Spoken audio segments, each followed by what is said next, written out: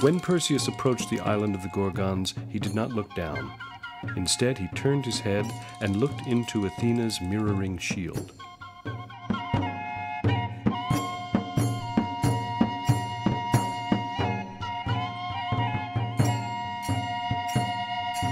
And suddenly he saw them, the three terrifying Gorgons, asleep in a field covered with rocks and surrounded by people turned into stone.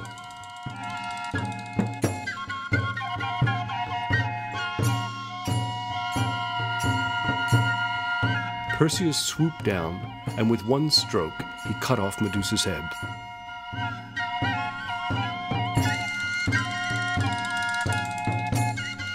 Out from the monster's neck sprang a beautiful winged horse, the Pegasus. He neighed, and the two other Gorgons awoke.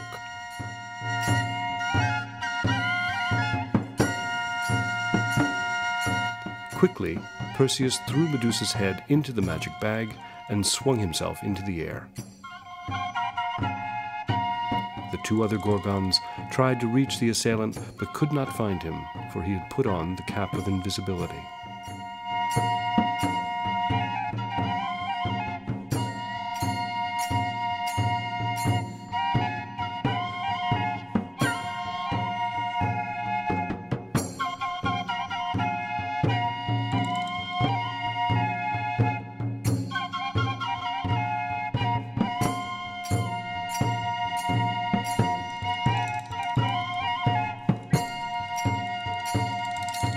Perseus escaped with the monster's head in his magic bag, and he began his return to Seriphos.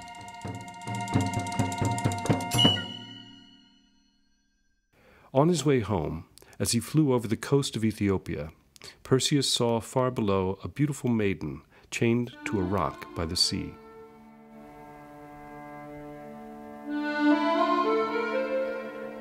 He swooped down and tore at her chains, trying to break them.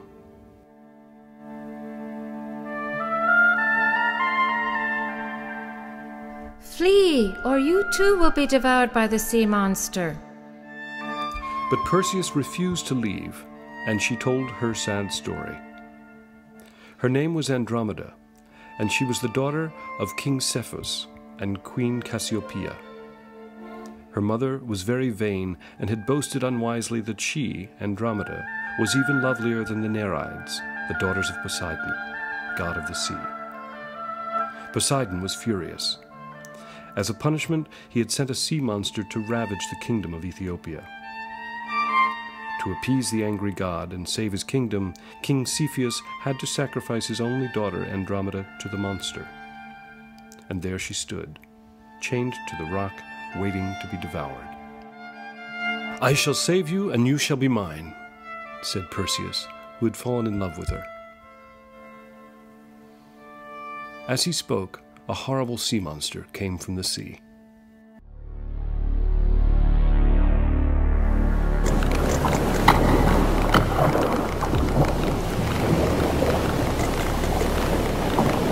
Perseus sprang into the air, dived at the monster, and drove his sickle deep into its throat.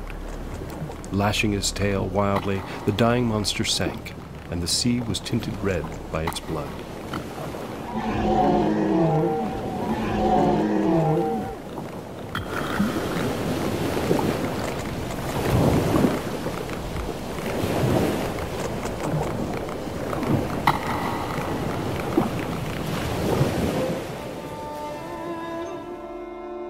Perseus cut Andromeda's chain and took her to her parents.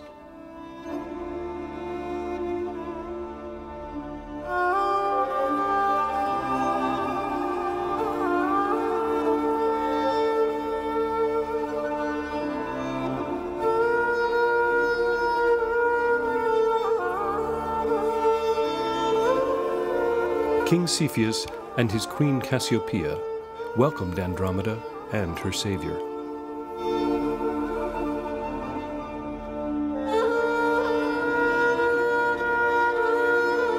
When Perseus asked Andromeda's hand in marriage, Seriphos gladly agreed.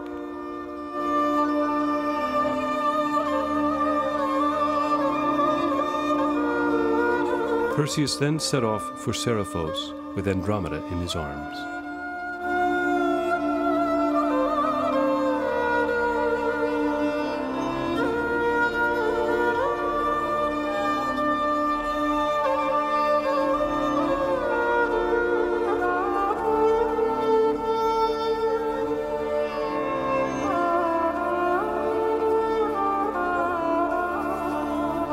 When they arrived at the fisherman's hut, they learned from the other fishermen that Danae and Dictys had gone into hiding. They told him that as soon as King Polydectes had gotten rid of Perseus, he tried to marry Danae by force. To save her, the kind Dictys had fled with her. When Perseus heard that, he became enraged and made straight for the king's palace.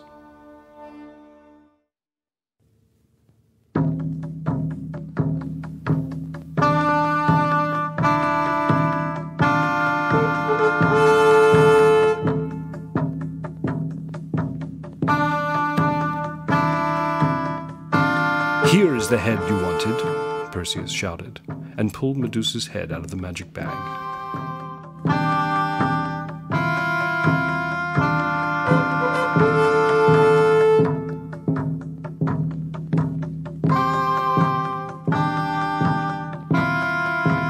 Startled, the king and his men looked up, and just where they sat, they turned into statues of stone.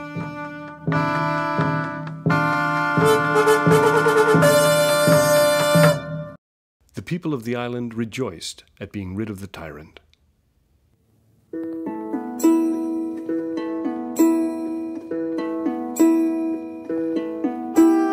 And as soon as the fishermen Dictys and Danae came out of hiding, they made Dictys their new king.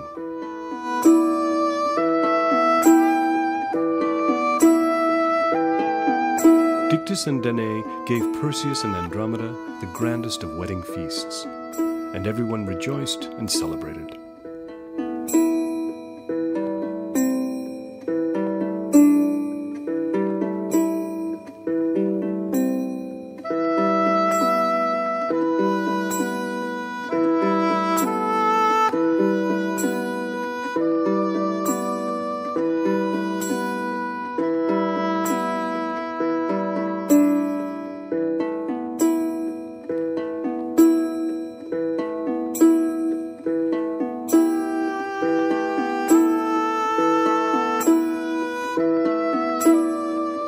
Perseus did not keep the Gorgon's head. It was much too dangerous for a mortal to own. He gave it to Athena when he returned her shield and the other magic objects he had borrowed for his quest.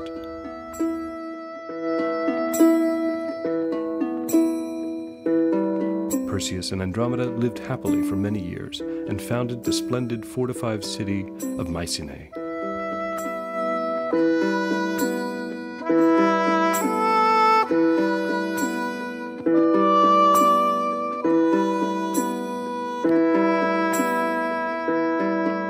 Descendants became great kings and heroes.